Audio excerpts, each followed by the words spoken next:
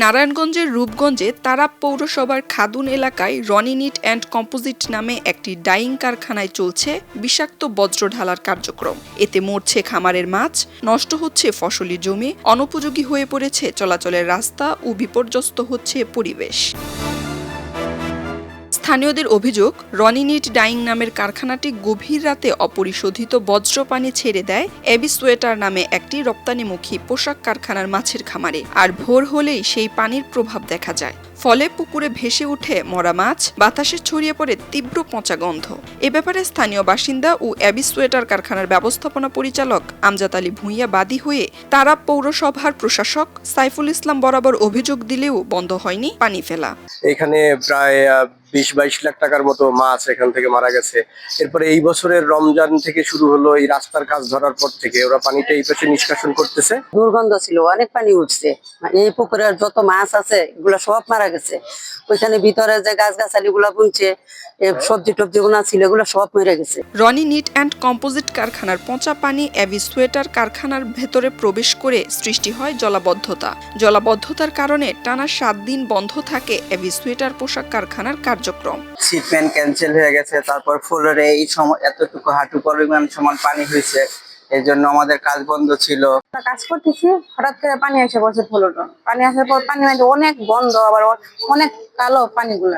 এ বিষয়ে কারখানার মানব সম্পদ বিভাগের হুমায়ুনুর রহমান বলেন, রনিনিট কম্পোজিট এবং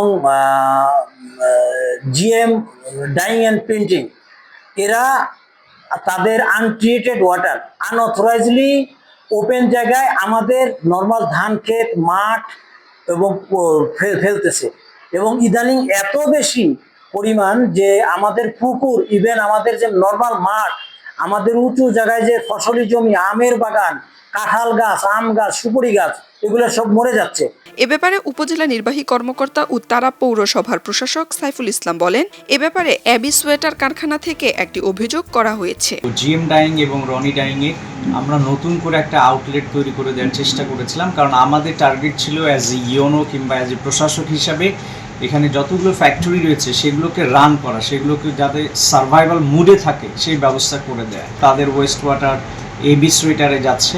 আমি অলরেডি ইঞ্জিনিয়ারকে জানিয়েছি, তারা আজকে পরিদর্শন করে আমাকে 2:30টার মধ্যে একটা রিপোর্ট দিবে, দেন আমি ম্যাজিস্ট্রেট পাঠিয়ে সেকেন্ড স্টেপের ডিসিশন নিব যে কি করা যেতে পারে। সরেজমিনে ঘুরে জানা যায়, তারাব পৌরসভার খাদুন এলাকার রনিনিট কম্পোজিট ডাইং কারখানার বজ্র আগে ঢাকা সিলেট মহাসড়কের পাশে ফেলা হতো, কিন্তু ঢাকা সিলেট মহাসড়ক 8 লেনে উন্নীতকরণের কাজের জন্য খাল ভরাট করে ফেলা হয়। এ বিষয়ে রনিনিট অ্যান্ড কম্পোজিট ডাইং কারখানার কর্তৃপক্ষের বক্তব্য নিতে গেলে তারা বক্তব্য দিতে রাজি হননি। খবরের কাগজ, নিখাত, নির্ভীক, নিরপেক্ষ।